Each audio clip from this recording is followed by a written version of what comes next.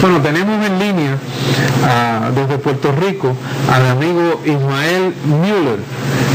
Lo tenemos por ahí ya, ingeniero. Adelante, buenas noches, Ismael. Buenas noches, Aníbal, y a los compañeros y compañeras del programa, y sobre todo a la comunidad latina en Nueva York, especialmente a la comunidad boricua y dominicana, desde Puerto Rico. Un saludo y un abrazo. Saludos, qué gusto escucharte. Anteriormente habíamos tenido al compañero Ismael Müller, que estuvo deponiendo en las vistas de los 24 en las Naciones Unidas, y yo tuve la oportunidad de conocerlo y desde entonces somos amigos. No nos comunicamos mucho, pero la amistad está ahí sólida siempre. Yo lo conozco desde Vieques, desde Puerto Rico. De mucho tiempo. Bueno, anteriormente, Ismael, habíamos este tema que vamos a ocupar ahora, que es un tema sobre política internacional y la política particularmente de lo que ha pasado y está pasando en el Medio Oriente. Ha venido a resurgir a través de una cumbre de la OTAN, donde se reunieron 38 países. Es una coalición que de alguna manera trata de irse por encima del derecho internacional vigente, de determinaciones del Consejo de Seguridad de las Naciones Unidas. Tratan de ampliar la influencia imperialista y tratan de crear el levante contra en el caso de Siria, contra Bashar al-Assad. Todas estas informaciones las hemos estado discutiendo aquí en varios programas, pero siempre hay algo que añadir. Explícanos cuál es la naturaleza de tu intervención aquí esta noche. Bueno, estoy con el compañero Alejandro Torres, que es una persona que conoce mucho de la situación de la política internacional. Trataré de la medida que pueda compensar, ¿no?, la esencia del compañero. La situación que se está dando actualmente en el área del Medio Oriente, lo que Europa llama el Medio Oriente, ¿no? Si ellos no se consideran así, pero ese es el nombre que le ha puesto los europeos a esa área. Sí. Es una situación en estos momentos donde confluyen y se conectan muchas cosas y muchos conflictos y muchas situaciones históricas que se han venido dando en esa área, especialmente después de la Primera Guerra Mundial de 1918, es que se empiezan a dar las bases de lo que está ocurriendo hoy en día. Esto no es una cosa de los otros días, esto no empezó ayer ni de hace 10 o 20 años, esto empezó ya para principios del siglo pasado, o sea que ya van para 100 años en este tipo de conflictos. Sí, porque el imperialismo es un mal viejo en este mundo, ¿eh? Sí, y de hecho las raíces del conflicto empiezan posterior a la Primera Guerra Mundial, lo que se llama el mundo árabe, que ocupa todo el norte de África y la parte del Medio Oriente, la península arábiga, el Líbano, Siria, Palestina, Irak, el Kurdistán. Es un área que básicamente se le conoce como el mundo árabe porque todos estos países hablan árabe, todos son musulmanes. Estos países tienen, igual que como por ejemplo en América Latina, donde somos un continente, ¿verdad? Nos dicen el continente latinoamericano, pero tenemos diferencias entre los diferentes, están los indígenas, están los africanos, están los latinos, europeos, españoles, portugueses, franceses. Sí, porque los europeos también se encargaron de llenar las Américas de esclavos y de personas que vinieron aquí en busca de la conquista.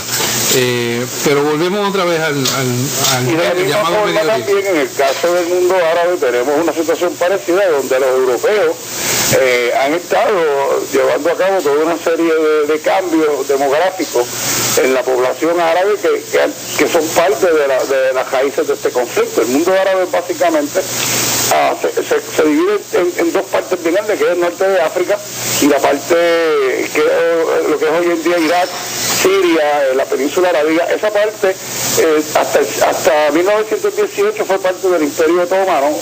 Después de la Primera Guerra Mundial, durante la Primera Guerra Mundial, hubo toda una lucha de parte de los árabes por independizarse del Imperio Otomano. Después de la Primera Guerra Mundial, Francia e Inglaterra básicamente se dividen esa parte del mundo y dividen a los países árabes y crean todos estos países que existen hoy en día: Irak, Siria, el Líbano, Palestina, que está ocupada por los israelitas, y crean estos países artificiales, creando toda una serie de situaciones donde diferentes grupos que históricamente han tenido diferencias quedan muchas veces incluidos en un mismo país. Por ejemplo, en el caso de los árabes están divididos en dos grupos religiosos grandes, que son los suníes y los chiíes. Los chiíes son un poquito más moderados, son más progresistas, son más modernos; los suníes son un poquito más conservadores. Dentro de los suníes y dentro de los chiíes también hay divisiones, ¿no? Dentro del caso de los suníes pues tenemos a los wahabi, a los grupos más radicales, que son más fundamentalistas, de donde vienen muchos de estos grupos islamistas. En el caso de los chiíes tenemos, por ejemplo, a los alawitas en Siria, ¿no? Que es el grupo que pertenece a Bashar al-Assad, por cierto. Y por ejemplo, en el caso de Irak, crearon un país donde el sur es shia, el centro es suní y el norte es kurdo, ¿no? O sea que tienen tres grupos diferentes.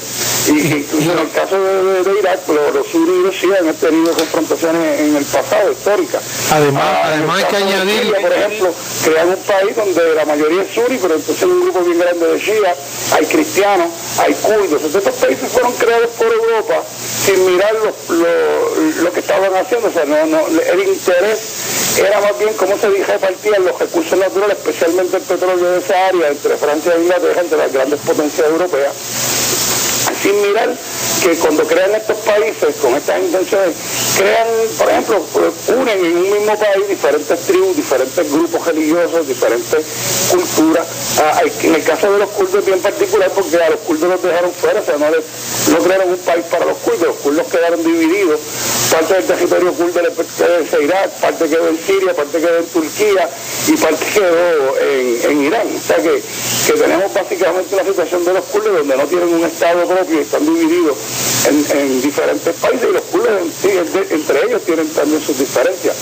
Todas estas diferencias se vinieron a exacerbar más después de la Segunda Guerra Mundial, con la intervención de Estados Unidos, quien interviene después de la Segunda Guerra Mundial con la intención de controlar el área y utilizando a Arabia Saudita como su aliado principal, y eventualmente apoyando la creación del Estado de Israel en Palestina, que también trae mucho de lo que está sucediendo hoy en día, es consecuencia de la creación del Estado de Israel. Uno de los problemas que tuvo Estados Unidos a partir de 1950 es que empiezan a darse todos estos movimientos panárabes. Tenemos, por ejemplo, en el caso de Egipto, a Nasser, que es un gran líder árabe que trata de unificar a los árabes.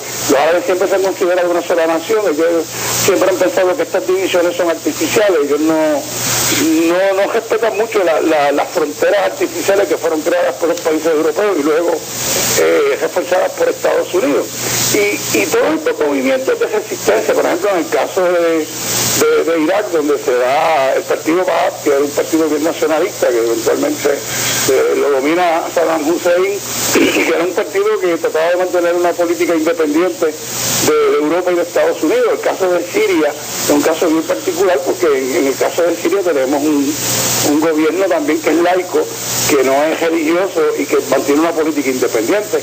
El caso de Libia, por ejemplo, con Gaddafi, que rescata el petróleo libio, que estaba en manos de los italianos y de las compañías francesas, y nacionaliza el petróleo. O sea, todos estos movimientos que se van dando en el mundo árabe a partir de los años 50, en el caso de los palestinos, cuando empiezan la lucha por la liberación de su territorio, que fue conquistado por Israel, las tierras que perdieron a manos del Estado sionista de Israel.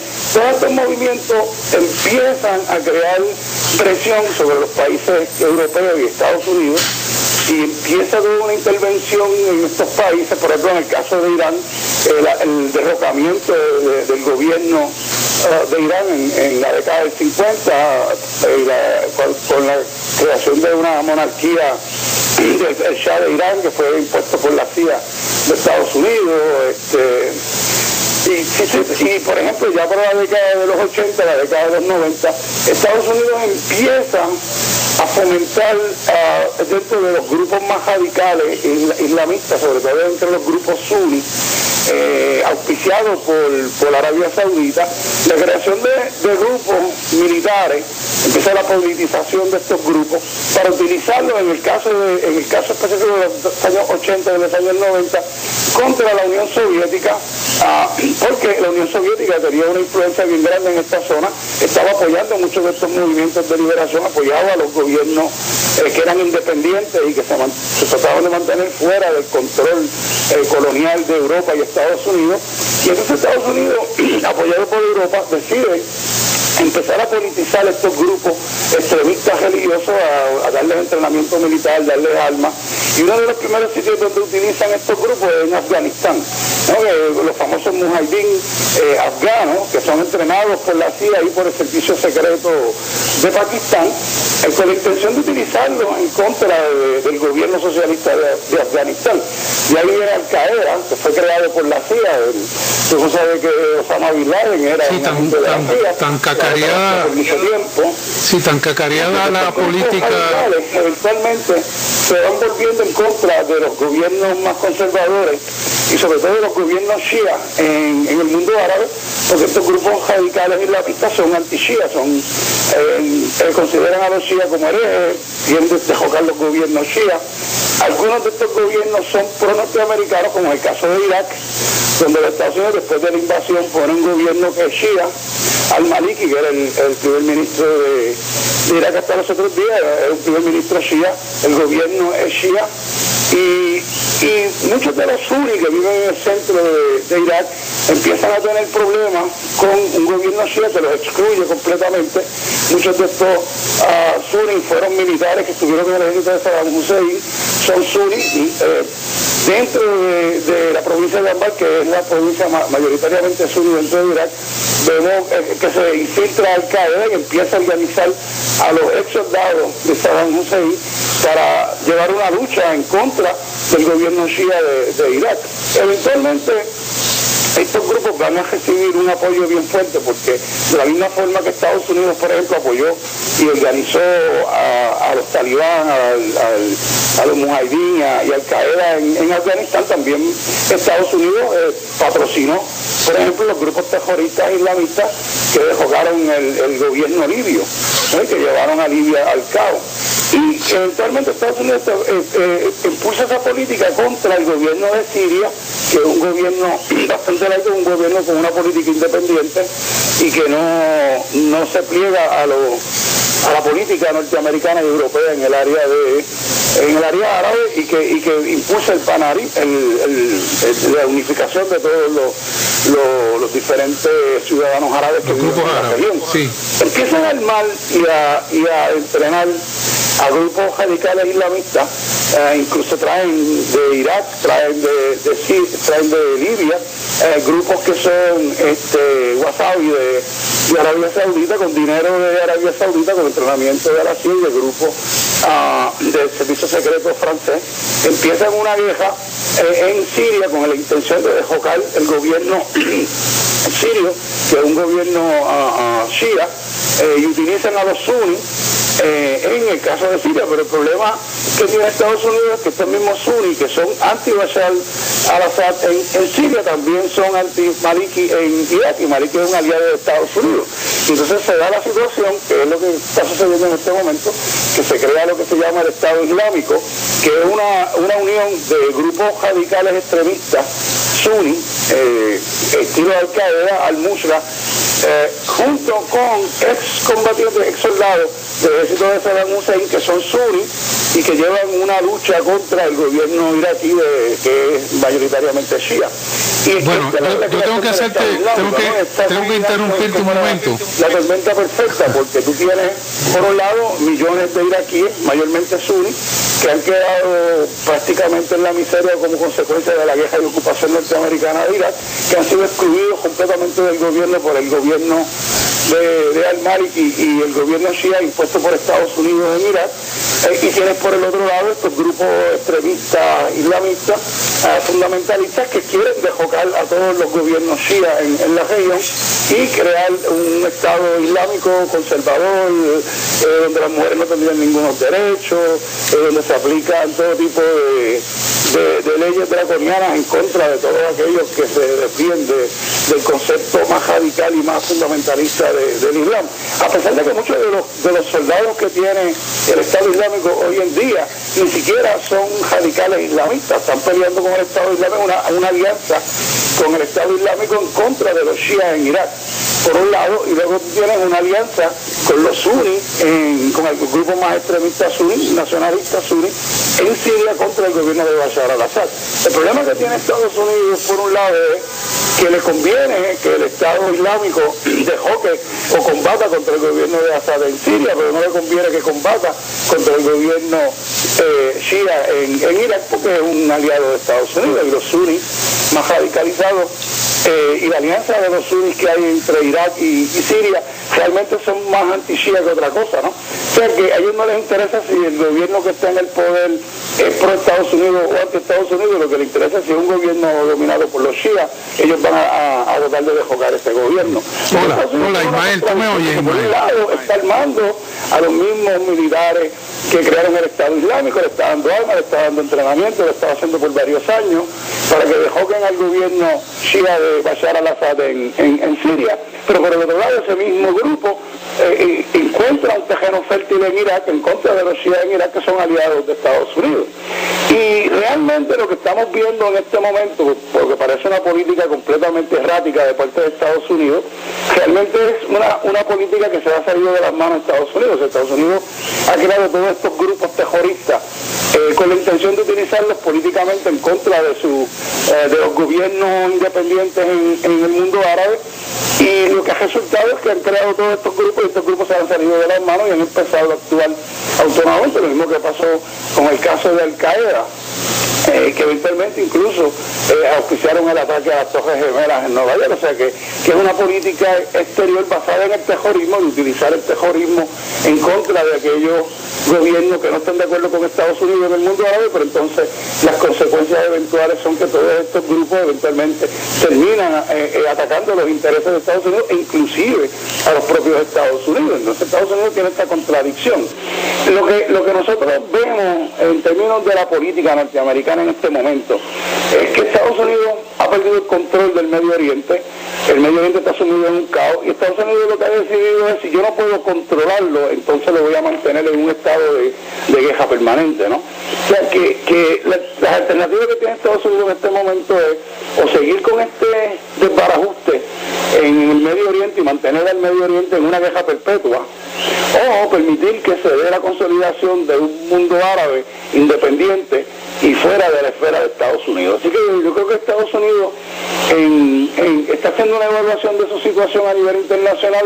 Yo creo que el gobierno norteamericano ha llegado a la conclusión de que Estados Unidos ya no tiene la capacidad y la fuerza para controlar todas las áreas del mundo, como lo hizo en un momento dado, que el imperio norteamericano está en decadencia en este momento, está en retroceso, y en la medida en que el imperio norteamericano se va desmembrando, se va desapareciendo, va dejando a su paso toda esta estela de terror, de guerra, de inestabilidad política a nivel mundial, como una forma de evitar que se consoliden otros polos de poder o otras áreas que sean independientes de los Estados Unidos. O sea, si no puedo controlar el mundo, pues entonces lo voy a sumir en un caos total, y así pues tengo una forma.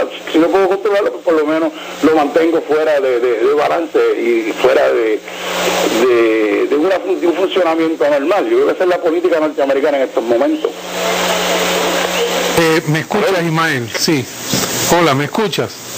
Sí. Sí, ok. Estamos tratando de intervenir para hacerte unas preguntas sobre, en este caso, sobre el Estado Islámico, que es precisamente lo que ha levantado las noticias en estos días y en estos últimos meses, y vuelve otra vez entonces la publicidad a hacer su agosto y a decir cosas que cambian la percepción de la gente.